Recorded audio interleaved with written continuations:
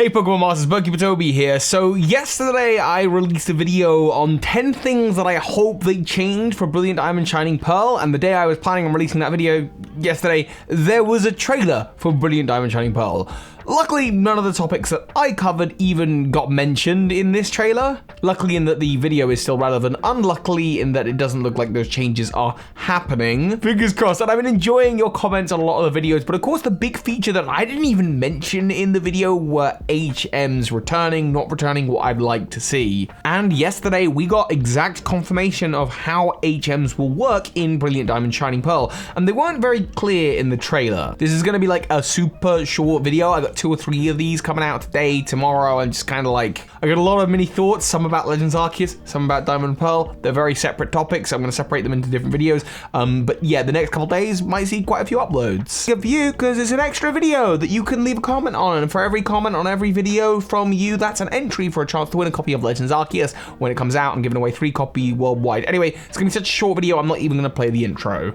So, what's the deal with HMs? HMs, if for those of you who have been around the block like me, you'll remember HMs as moves. They are hidden moves that you can only use once you have a certain amount of gym badges that allow you to access new areas of the Pokemon overworld. Rock Smash, Strength, Surf, Waterfall, Flash, these are all classic HMs. I think a few of them have juggled between being HMs and TMs, but these are typically just moves that interact with the overworld, allowing you to access new paths and new areas. Sometimes they were completely optional, and sometimes they were necessary to progress in the game. For example, the tree outside Lieutenant Surge's gym, you would need to have cut to be able to get to that tree to get to Lieutenant Surge. But as for Flash, you don't need Flash to get through the Dark Cave. Anyway, as early as Gen 3, controversies were starting to pop up, as you would need for the later stages of the game a Pokemon that had Surf, Waterfall, and Dive, and that was after the removal of the HM for Whirlpool in Generation 2. There were a lot of water traversal-based moves. There were also a lot of water-based Pokemon, so you know, it wasn't such a big deal, but by Gen 4, the term HM Slave had been completely entrenched. Typically, because you can get Bidoof as early as the first route, it would be your barrel that would know Surf, Cut, Rock Smash, and Strength, and it would really kind of fail to have any other identity on the team other than just the Pokemon that uses your HM moves. But then, on top of that, you would have to continue to delete useful moves from your Pokemon, as Gen 4 had the Fog Overworld effect, and you would need to use Defog to be able to progress in the game. And Fog, just as a weather condition, as it was implemented into the Gen 4 games, it sucked. Everyone hated Fog. Its battle effects sucked, it slowed down an already very slow game with Diamond and Pearl. You had to go out of your way to get the Defog move, and then once you had the Defog move, you would have to teach it to one of your Pokemon, and you don't want to waste your Staraptor's move slot with Defog. And while in Gen 5 and 6, HMs as moves still existed, they were heavily scaled back, especially in Gen 5. I don't even remember you needing an HM to progress in the game. And while they kept HMs relatively intact for Omega Ruby Alpha Sapphire as a throwback to the original Ruby and Sapphire, they did also introduce Soaring, which was really cool. Exploring the regions from the skies on the back of a Latios or Latias that you owned as part of the story. Because the game literally gave you this legendary Pokemon. A cool feature, but kind of took away from the, I guess, like the personal self-immersion aspect. Then as we moved on to Generation 7, we got more of this with the Poke Rider, where you would just be able to summon in Pokemon from across the region, borrow a Tauros to ride on, or a Sharpedo, or a Lapras, and like, it wasn't like super immersion breaking, but it kind of was weird that you're not using your own Pokemon, but also it completely removed the HMs thing. You didn't have to worry about move slots on your party. It was just simply a case of, are you at the point of the game where you've unlocked the Sharpedo or Lapras or Charizard? To Sword and Shield, where they just abandoned all of these things, all of these elements altogether. And I don't think there's anything inherently wrong with having areas of the map locked off behind like walls. And the only thing they really kept was the Rotom Bike. You couldn't access water until your Rotom Bike was upgraded enough to be able to cross water.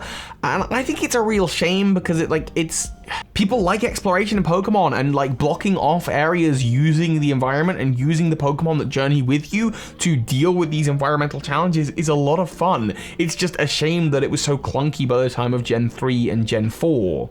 Mostly because like in Gen 3 there would be loads for water Pokemon to do, but nothing for like a fire Pokemon to do, and that just feels like a little bit of a shame. I think especially because Generation 4 was that tipping point where we went, this is getting ridiculous. There has always been that question of what are they going to do for HMs in Generation 4?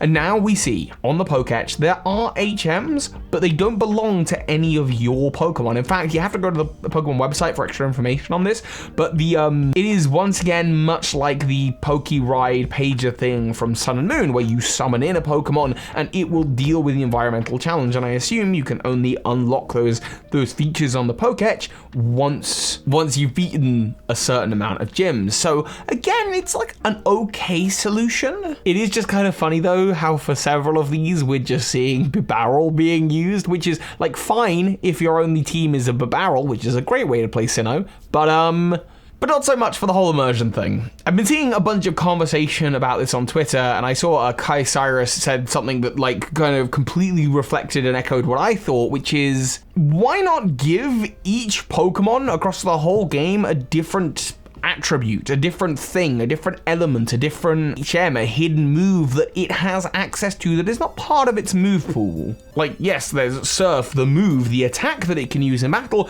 but there is also Surfing, the ability that Pokemon has access to. This is much like the Pokemon Ranger games, where each Pokemon would have some kind of different overworld effect that it could do. Don't get me wrong, I definitely don't think it's like a high priority thing for Pokemon to do. I think having like immersive Pokemon following you, having your teammates following you, having that happen in a really organic way, building out the world, making sure the art style's right, that stuff really, kind of takes priority for me. But given that it looks like they're doing really great with that stuff, and Game Freak and Ilka, you're doing brilliantly with all of this stuff with Diamond and Pearl and Legends Arceus, I've never been more excited for Pokemon games than I am right now. I will say, going forward, this is something I'd like to see. It would be super easy to take all of the moves, like Flash, Rock Smash, Strength, Rock Climb, Surf, Waterfall, Whirlpool, Dive, Teleport. Teleport's not even an HM, but it is a move that interacts with the environment, right? Dig, Defog, Fly, the attack Sweet Scent, and any other move that like interacts with the overworld, and just applying these moves